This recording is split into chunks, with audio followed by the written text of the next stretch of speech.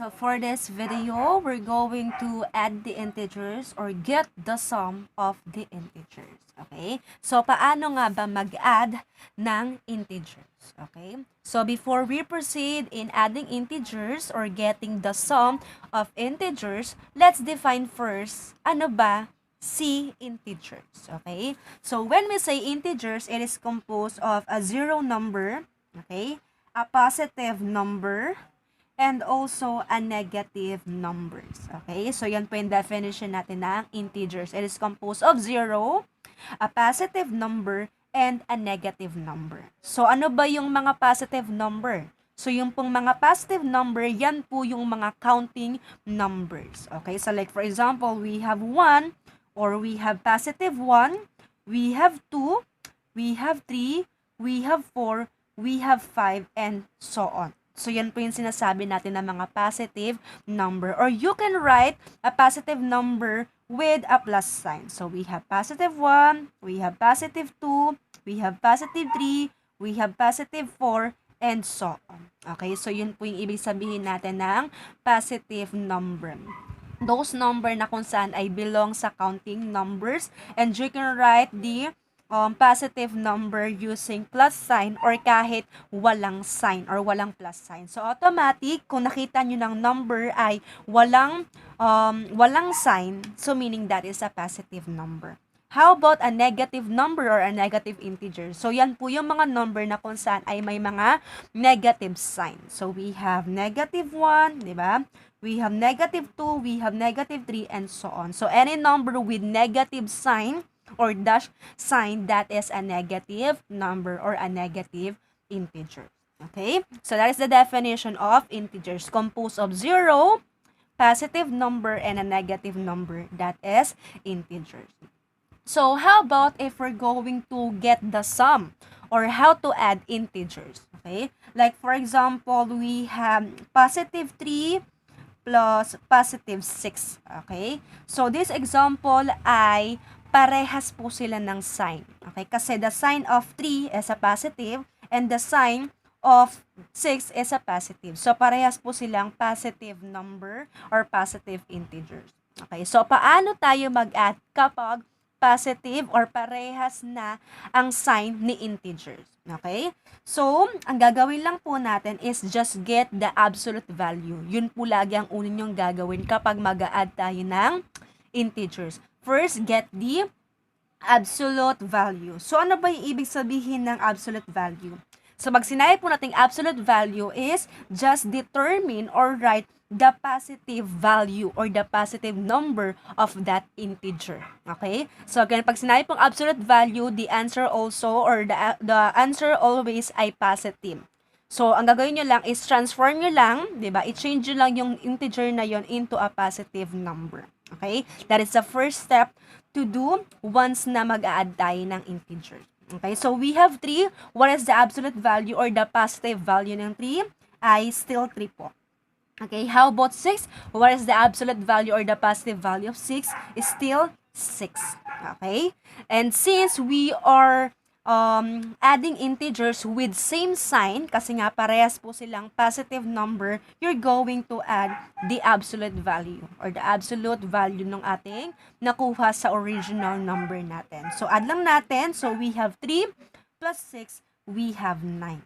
The question is, what will be the sign of our final answer if we are adding same sign, okay, ng integers. Okay, so let's go back doon sa original number natin. We have positive 3, we have positive 6, and parehas po ang sign nila ay positive number. So, automatic, the final answer will also be a positive number. Or you can put plus sign there. Okay, so para masabi natin positive, or pwede naman na 9 lang alone. Okay, na kahit wala po siyang plus sign. Okay, how about if we have negative 4 plus we have negative 5? Okay, so still we are dealing or encountering integers or adding integers na kung saan ay parehas po ang kanilang sign.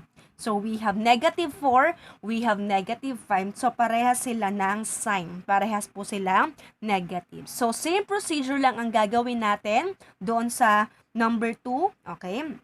So we have to get the absolute value or the plus value or positive value of both integers. So we have -4, gawin lang natin siyang positive kasi yun po yung ibig sabihin ni absolute value. Just get the positive value of that integer. So we have -4, the positive value or absolute value of -4 is 4. And we have -5, the absolute value or positive value of -5 is 5. Okay, again, since we are dealing with both sign po ay equal, so we need to add. Okay, the both absolute value ng ating integers. So we have 4 plus 5, so still we have 9. Now, the question is, what will be the final answer or the sign ng final answer natin? So, balikan natin yung ating original number. We have -4, we have -5. So, same sila ng sign, parehas po silang negative. That's why yung ating final answer will also be a negative sign.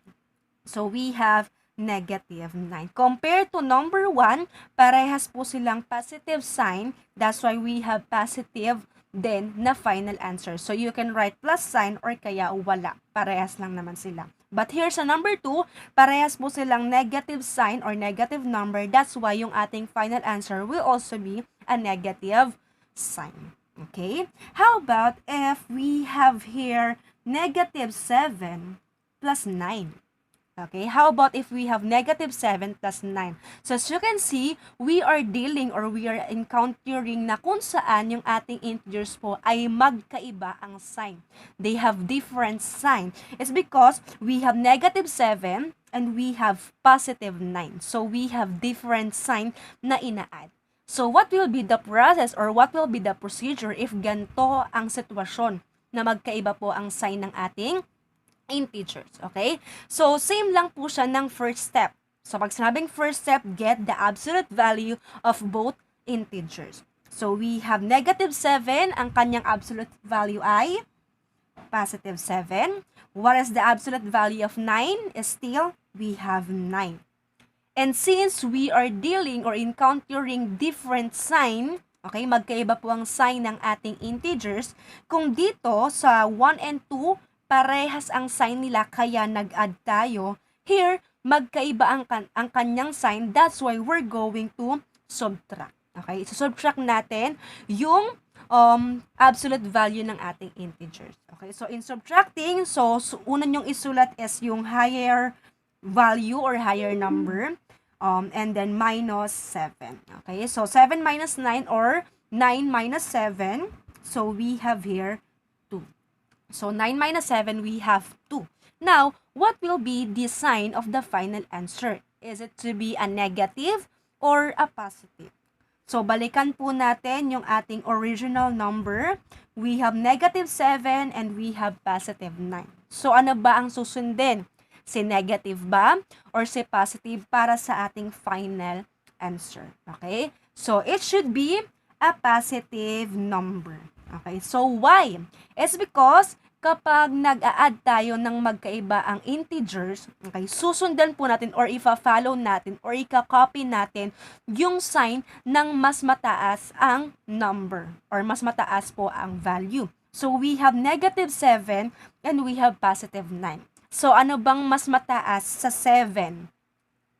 Okay, or kaya, ano bang mas mataas sa kanila? 7 or 9. Okay, so as you can see, ang mas mataas pong number ay si 9.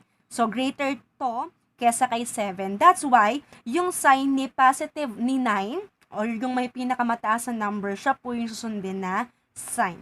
Okay, so since 9 is bigger than 7, so susundan natin yung sign ni 9, which is a positive. Okay, or you can write it as 2 lang. Okay, so same lang naman po sila ng ibig sabihin.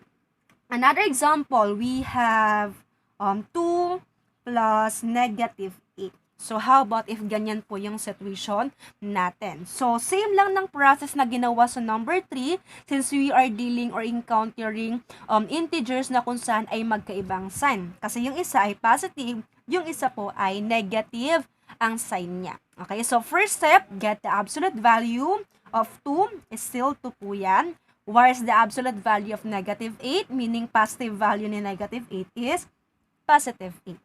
And since we are dealing integers na kung saan ay magkaiba ang sign, so get the difference. Okay? So in getting the difference, unahin natin yung may pinakamalaki, mas malaki na value. We have 8 minus 2. Okay? And we have 8 minus 2, the answer is 6. Now, what will be the sign? So, balikan natin yung original number natin. We have positive 2 and we have negative 8. So, kapag nag-a-add tayo ng magkaibang sign, lagi nyo pong susundin, i-copy yung may mas mataas na value. So, ano bang mas mataas? Si 2 ba or si 8? Okay? So, mas mataas po ang value ni 8 kesa kay 2, kaya po ang ating final answer, ang kanya pong sign is negative. Since si 8 po ang may mas mataas na value kesa kay 2, and ano po yung value or yung sign ni 8 is negative, kaya the final answer is also negative. Okay? So, I hope na you learned a lot sa ating video. Now, it's your turn. What is the sum of negative 4 plus 10? Okay? What is the sum of negative 4 plus 10? So, you can write or put your answers sa ating comment box, and let's see kung natutunan nyo ba yung ating video. So, kung naka-help ang video na to, kindly please like, share, and subscribe. See you on my next video.